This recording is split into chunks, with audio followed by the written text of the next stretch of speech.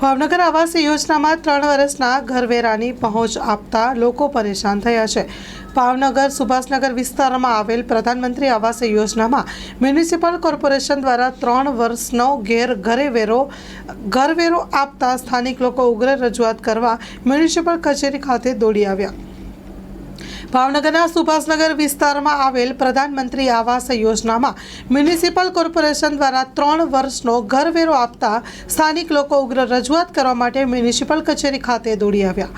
Story report by Anil Gohil, Bhavnagar સાથે cameraman Manal Rajyaguru. Mahendrabhai Dodiya. શું આજે આપ રજૂઆત કરવા આવ્યો છો? કોર્પોરેશન કયા મુદ્દે રજૂઆત કરવા આવ્યો છો? ઘરવેરા માટે આવ્યા હતા અમે, જે એક સાથે અમને 3 વર્ષનો ઘરવેરો આપ્યો છે। અમે અવારનવાર રજૂઆત કરી હતી કે ભાઈ અમને જેમાં ઘરવેરો બને છે તે સાથે અમને આપો, પણ અમને ન આપવામાં આવ્યો।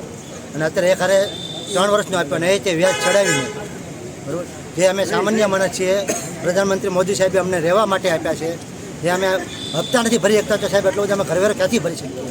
તો અમને સાહેબને રજૂઆત કરી છે અમે કે સાહેબ અમને ઘરવેરામાં વ્યાજમાં માફી આપો, અમને હપ્તા કરી દો, સમજ્યા? શું કીધું અધિકારીને મળ્યા ત્યારે શું વાત કરી?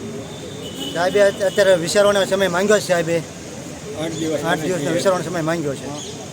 પછી પાછું અમે સાહેબને રજૂઆત કરવા આવશું। સાહેબ શું આપનું નામ?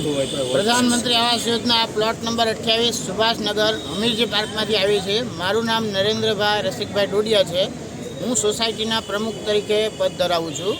અમે અત્યારે ઓલરેડી સોસાયટીને એક હારે હાઉસ ટેક્સ વેરો દેવામાં આવ્યો છે છેલ્લા 3 વર્ષનો, અને એની ઉપર વ્યાજ લગાડીને આપવામાં આવ્યું છે, જેની વ્યાજ માફી અને બાકીના હપ્તાની રકમ માટે અમે રજૂઆત કરવા માટે આવ્યા હતા। જ્યારે અમે કલેક્ટર સાહેબ, કમિશનર સાહેબને મળવાનું કીધું ત્યારે અમને ડેપ્યુટી કમિશનર સાહેબ મારે મેળવે અને એવી રીતના અમને વાત કરાવી છે કે તમને 3 હપ્તા કરી દેશે, પણ 1 હપ્તો સુધી વ્યાજ નહીં લે, 2 હપ્તા સુધી, 2 હપ્તા પછીના છે એમાં વ્યાજ લાગશે। તો આ ઉલટા કાન પકડાવવાની વાત છે। અમારી માંગ એવી છે કે આમાં સદંતરપણે વ્યાજ અમને માફી મળે અને જે મૂળ રકમ છે એના અમને 3 હપ્તા કરી દેવામાં આવે, એ રીતની અમારી માંગ છે।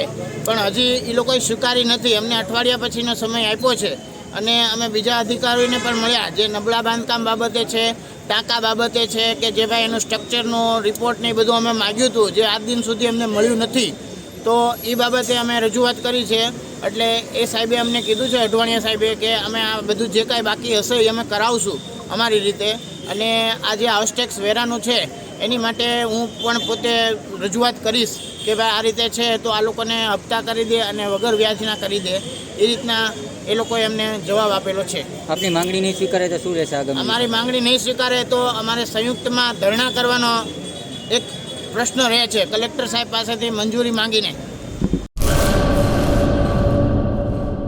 ગુલઝારે મુસ્તફા સાર્વજનિક ટ્રસ્ટ આયોજિત 13મી સમૂહ સાદી। આથી આપને જણાવતા ખુશી થાય છે કે દર વર્ષની જેમ આ વર્ષે પણ ઇન્શાઅલ્લાહ સમૂહ સાદીનું આયોજન કરેલ છે, જેના ફોર્મ ભરવાનું ચાલુ થઈ ગયેલ છે।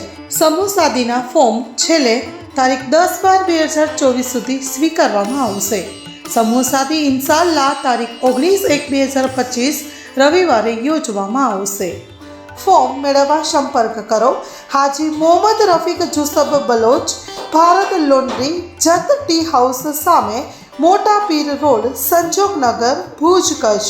Mobile number 9687314318।